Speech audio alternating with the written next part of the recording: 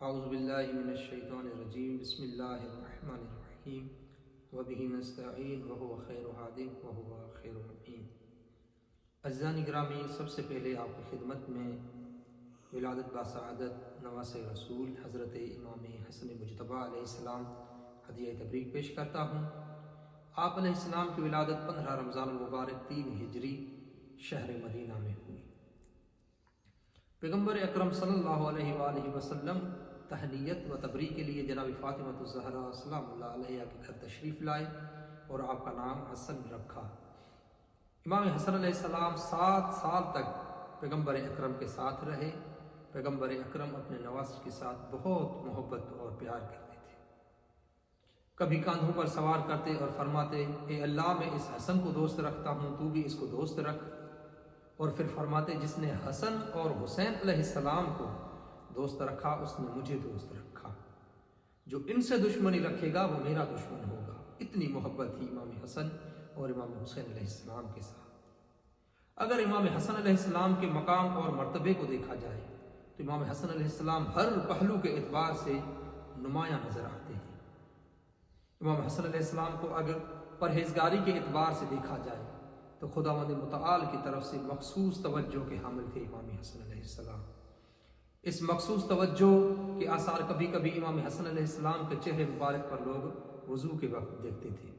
جب امام حسن علیہ السلام وضو کرتے تھے تو امام حسن علیہ السلام کا چہرہ متغیر ہو جاتا تھا، کانپنے لگتے تھے امام حسن علیہ السلام۔ تو لوگوں نے اس کا سبب پوچھا۔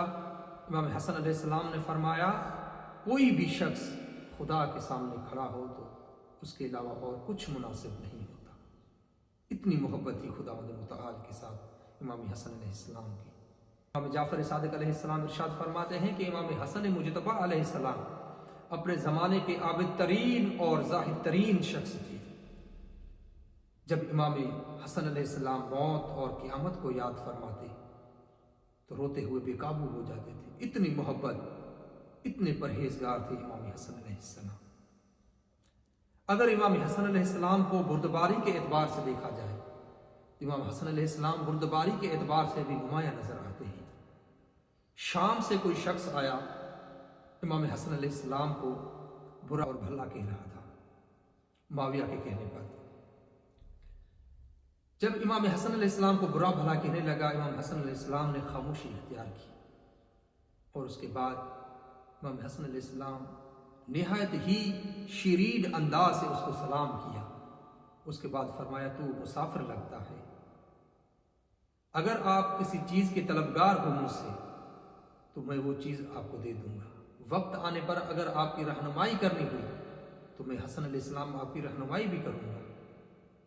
اور اس کے بعد فرمایا، اگر آپ بھوکے ہو تو میں آپ کو سیر کر دوں، اگر آپ کے اوپر کوئی قرضہ ہے تو میں حسن علیہ السلام آپ کا وہ قرضہ ادا کر دوں، اگر آپ آرام کے طلبگار ہو تو آپ میرے پاس آئے، آپ بہت ہی آرام محسوس کرو گے۔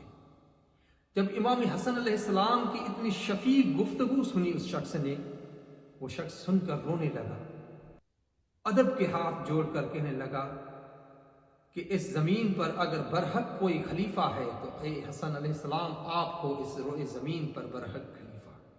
اگرچہ میں آپ کے نانا اور بابا امام علی علیہ السلام سے بغض رکھتا تھا، لیکن آپ کی یہ شفیق گفتگو سن کر آپ میرے قریب محبوب ترین شخص ہو۔ اتنے شفیق اور بردبار تھے امام حسن علیہ السلام۔ خداوند متعال سے دعا ہے کہ اہل بیت علیہ السلام کی سیرت پر ہمیں بھی چلنے کی توفیق عنایت فرمائے۔ والسلام علیکم ورحمۃ اللہ وبرکاتہ۔